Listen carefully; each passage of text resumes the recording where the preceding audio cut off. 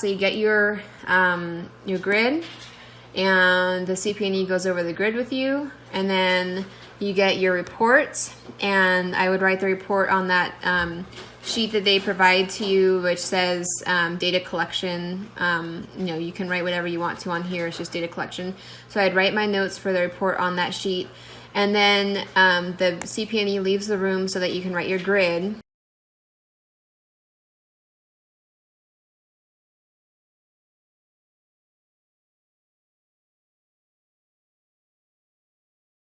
And honestly, it took me 30 to 40 minutes to write my grid. Maybe you guys will be faster than that, but it really helped me and it made me really organized, and so it made the rest of my PCS a lot faster because I did take the time to write a good grid at the beginning.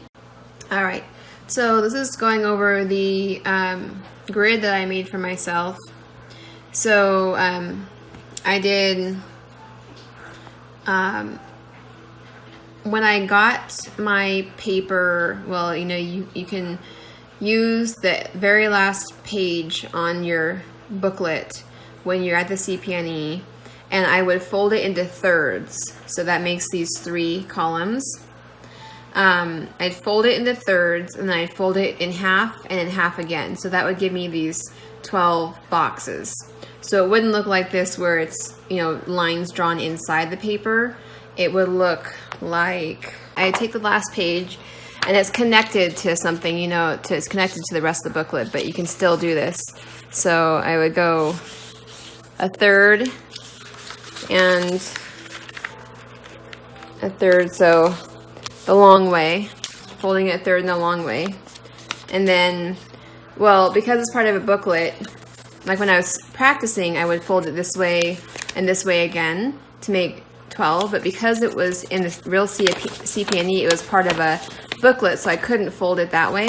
So then I just guessed where the halfway mark was, and then I divided that in half. And then I drew in this line, so that I ended up with 12 boxes just like this. And then I just memorized, this is my template, but I memorized how to do this, and so I can write this all down by memory here. I just printed this out this way so I could edit it as I went and kind of refine it. So I have name, date of birth. Honestly, when I was in CPNE, I didn't bother with the date of birth because I was always checking the actual PCS assignment form when I was verifying ID.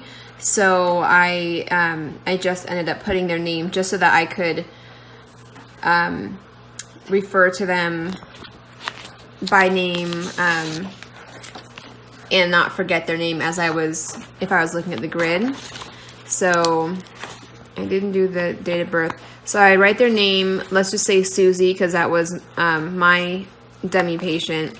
And then what I would do is when I asked, what would you like me to call you? I put that in quotation marks. So let's say Susie likes to be called Sue. So I would write down Sue there. So then I had CHAMP, CHAAMP.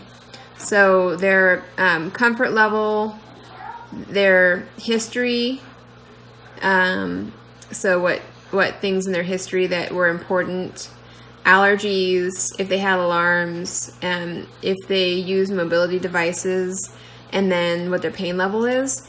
And to be honest, I really didn't use that when I was in the CPNE. I didn't do any of the CHAMP because I was so nervous or whatever, but those are still good things to know, especially if you have comfort management and you want to know the comfort. And then what I would put on here is if you have abdominal assessment, you want to ask what their bowel tones were, which the CPNEs told me that kind of stuff in report. If you have musculoskeletal, you definitely want to put what devices they're using. If you have respiratory, then you definitely want to know what their lungs sounded like beforehand, you know, with the last assessment by the last nurse. So those are things that are important to put there. And if they do have alarms, I definitely would fill that in, because you need to check that when you're scabbing out, when you're going out. So RN, I would put this, these letters belong to this mnemonic, so I'll go like this. So for the RN square, I would put up here, so what I ended up doing was I ended up putting up here anything I needed to let the RN know about. So if it was like, if the oxygen saturation was below a certain amount, then I would put it in red right there, you know, below 91% or whatever.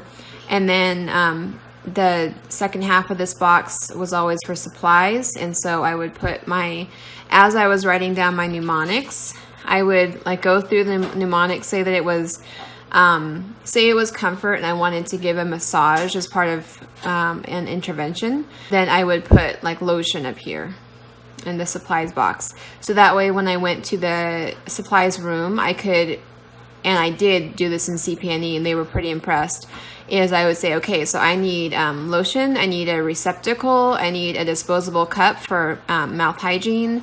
You know, I just went down the list and checked everything off as I got it. So then 20-minute check box. So my mnemonic I made is RIM hot, RIMHOT. So I ended up, you would change these around because I only thought of RIM hot later. R is for review.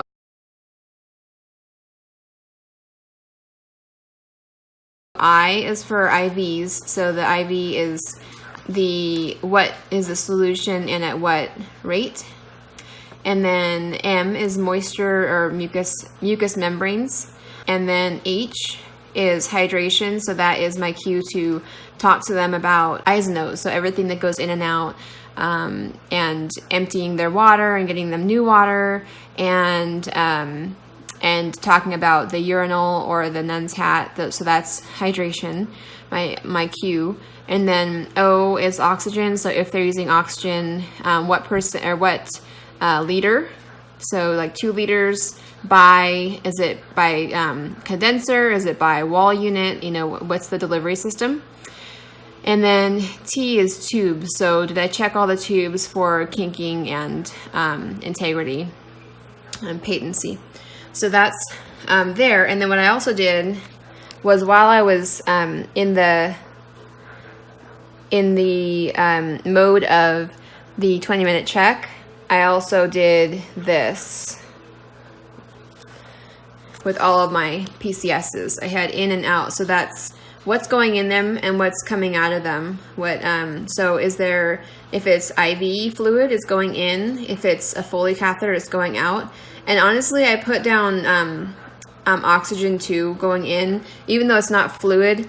It was just kind of my way of remembering what tubes were going in, that were connected to the patient that were delivering stuff in, and what tubes were connected to the patient that were delivering stuff out. So then we have our vital signs here, and it is temperature, and I did a little asterisk and G for glove, because if it's oral you want to use a glove. Turned out that I just remember that, so I didn't end up having to write the G for myself. But what I did do is all these little asterisks there, I did write those. So the asterisk means you need to say how it was measured. So temperature, this is, you know, your first measurement and your second measurement. And I talked to Rob a lot about that, and he said that basically it's just, they used to require a second measurement and they don't anymore. But this is in case you happen to take a second measurement, then at least you have a column for it. So the asterisk means you have to say what by what method you measured it. So temperature, was it axillary, oral, etc. Pulse, was it radial, was it apical, etc. Blood pressure, which arm was it on? For example, respirations, no, because, you know, there's really only one way that we count respiration, so there's no asterisk next to that. O2 was, there's two things. One is the liters per minute, and the other is the method of delivery. And then pain, you need to say what pain scale you used if you're doing pain. So was it the FLAC scale, or was it the verbal numerical rating scale? So that's why the asterisk is next to that one. So I always let this box be med, and if you didn't have a med, then you could cross it out and do something else there, or you could, yeah, you could use it for something else. So at what time? So at 9 o'clock, Lasix is needed, and that's just a reminder to myself so that when I'm looking at the grid, I won't forget that there's something that's due at a certain time, and that holds importance as far as prioritizing the care that I'm giving. And it would be in like big red letters. I might even highlight it. So when I was in the later I'll talk about what I used for what I had in my pocket for the CPNE. So in every single box almost, there's these, so this comfort and PNV and muscle, those are just examples for myself of what, you know, where I would write the headings. But those are all going to vary based on what you're assigned. So it would be across here, and in the middle are your AOCs, and then the here and here, the bottom outside boxes, are reserved for something else, which I'll go over. So in every one of these AOC boxes, there is RID, R, wash, and clean. So RID is, you know, your teaching, and then R is the patient's response. You always want to get their response with every single AOC. Wash is, did you wash your hands at the beginning of the AOC? And clean is cleaning the stethoscope if you use your stethoscope, just normally with alcohol, depending on where you're at, but that was what my facility, their protocol was, just to wipe it down with alcohol. So I would look at these things before I left the room. So for example, if it was abdominal neuro, I would cross out RID because you don't need to teach, but the other things still apply. So say that it was RID, and I would do CAR, and then I would check everything off as I did it, and I would write my notes over here as to, you know, what their comfort level was and what interventions were done. And then R is response, and this is also response, so it's double response checking, but it's better to, you know, make sure it's written down twice than to not write it down. And not all the mnemonics have R in them per se, response in them. A lot of them do, but it's just an extra way of making sure that you do not forget to ask what their response is. So I would do my intervention, and then I would say, did I teach? And I'd, oh, I forgot to teach. And then I would teach, and then I would check that off. And I would say, oh yeah, I did wash my hands when I came in the room. And then, oh, I forgot to ask, what is your response? So when I did that, that massage, how did that make you feel? And it made you feel okay. So then I'd always write down in quotation marks their words. It made me feel okay. Okay. All right. So I checked that box off. And no, I did not use my stethoscope for this AOC. So I'm just going to cross that off. And then down here, this is something that somebody else did. They'd write scab here as a reminder to themselves to scab out all the time. I just always remembered to scab out. I didn't end up looking over here every time that I was going to leave a room. That's what the other person suggested. If you want to, you could do clean and scab here if you're only keeping your eyes in the box, but I did write scab down here. I only wrote it down once because my theory was if you are looking over here, you only need to see it visually. You don't have to check it off or cross it off because you're scabbing out of the room and you're leaving. But so I just wrote it down once in reality. And then so I had those 4 things on every single AOC, and I would write in the same box the mnemonic, and then next to it I would write my notes regarding that mnemonic and my assessment. And then when I was done with an assessment, I would take out a yellow highlighter and I would cross it out in a big yellow cross off, big yellow X, so that my eyes didn't have to go there anymore because I was done with that.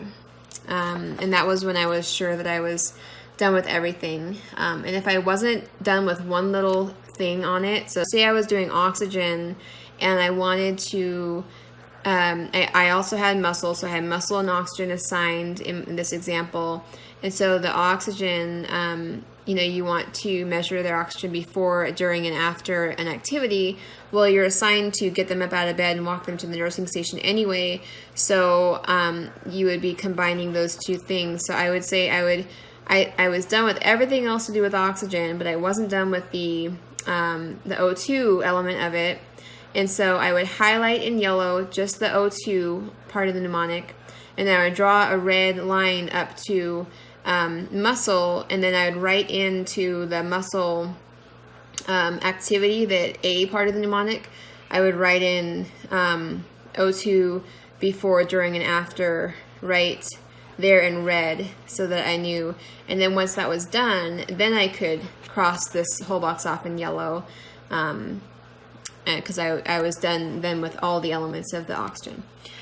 Okay, so then down here it always looked like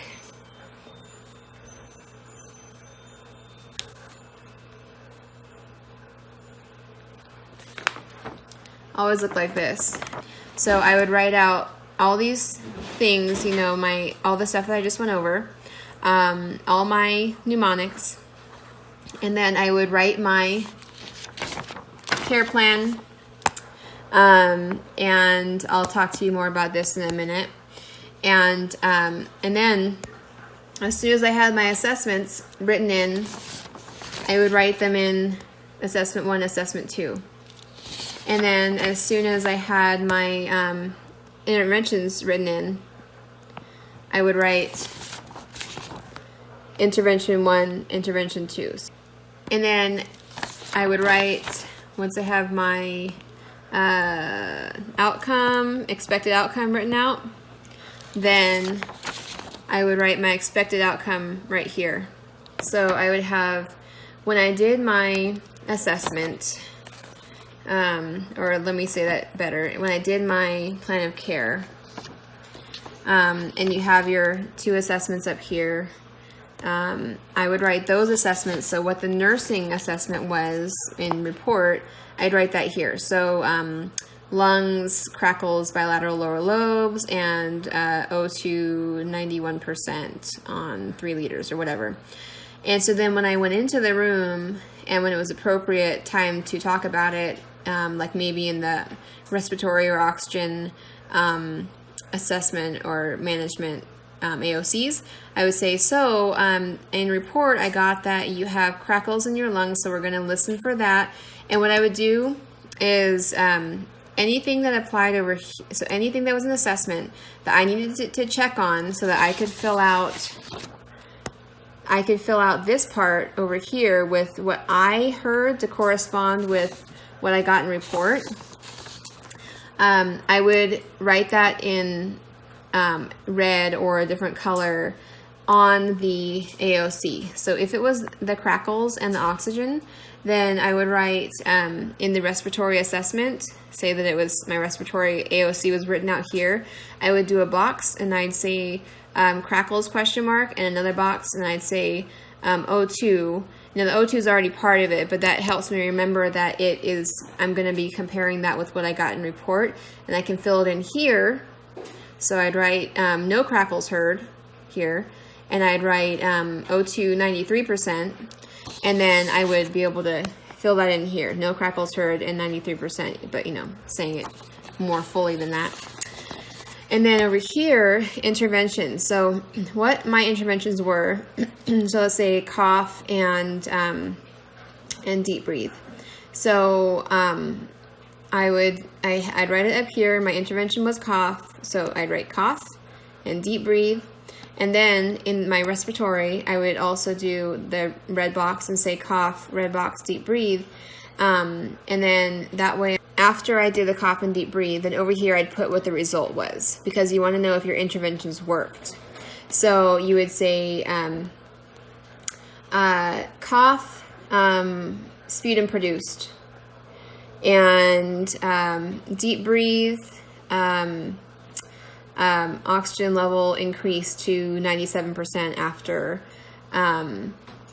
after interventions. And then up here, you know, with the cough, you'd also say the result of the coughing was also not only was sputum produced, but then you'd also write lungs clear to auscultation after. So that's kind of, that feeds into your outcome. So you're kind of building your outcome out of these things. When I was first writing my grid at the very beginning, I would write here the outcome I'm trying to reach. So that over here with your outcome, because this is the last box that I looked at before I left. So your scab is just a visual reminder to scab out of the room every time. And I didn't ever use, scab is just my way of remembering that I'm supposed to check stuff, but I just memorized the, what do you call it, the script kind of. So I would look down at the edge of their bed, and I'd say, okay, your bed is locked, and I'd look at the upper part of their bed, your side rails are up, and I'd look in their bed, on their bed, your call light is there, and then I look at the face and say, and is there anything more that I can do for you before I leave? So I look down at the bottom of the bed, I look at the side rails of the bed, I look for the call light, and I'd also say, and there's no alarms present, if there's no alarms present, and then is there anything I can do for you? So your bed is low and locked, side rails are up, you don't have any alarms present, your call light is right there, and is there anything I can do for you? So I just memorized the script, and scab is just my way of remembering to do that script. I don't even remember what exactly the scab stands for. I kind of do, but so this is the last box that I would look at before I finish my AOC. So I would look at everything, like double check that I did everything, and by that token, I would, before I put my yellow X or anything, I would carefully double check that I had done everything in that mnemonic, and then I would cross it out and I'd say, okay, so now we're going to move on to your peripheral neurovascular assessment, and etc. But then at the very end, after I did all of my AOCs, this is the last box that I would look at. So it would say, it says output. So that would cue me in to look at my fluid management flow sheet. And I would also refer to up here to make sure that I wasn't forgetting that, oh yeah, they have a Foley. And so I'd fill out my fluid management flow sheet, and then the outcome. So, and then at the end of my time with the patient, I wouldn't fill this in when I was standing there with them, because I would just be standing there writing on my paper. But this is my, this is essentially a reminder of, this is what I wanted the outcome to be, and this is what the outcome actually was. So again, these boxes are before and after, before and after, before and after, before and after, before and after. So it's at the beginning of the PCS, and then at the end of the PCS after interventions or what your own assessments were.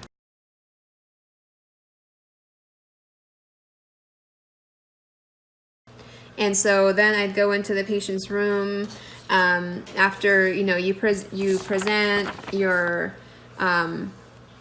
plan of care to the CE, and they tell you if you can continue or not. And then you go into the patient's room, and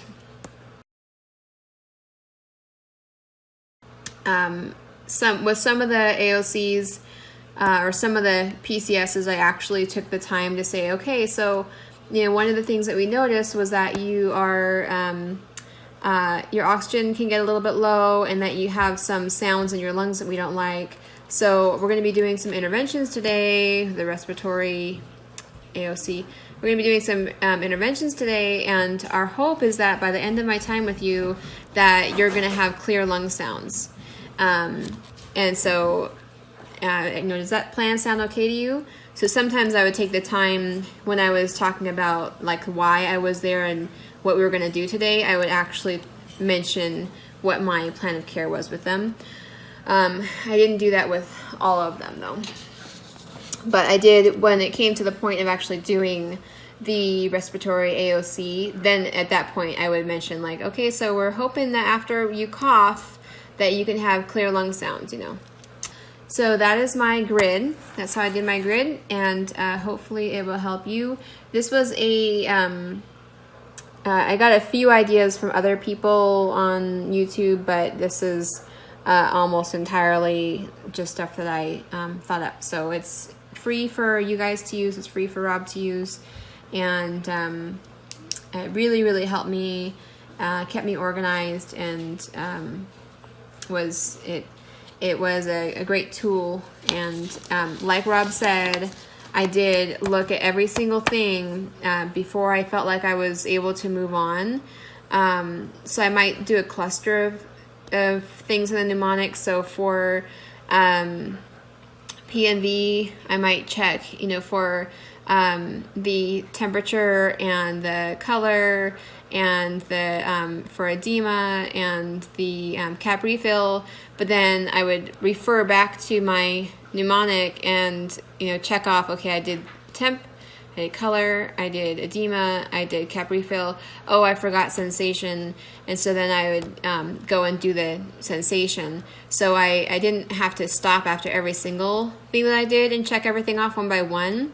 But I looked, and I did some stuff, and I looked, and if I forgot anything, then I would do that thing again. So that's the grid.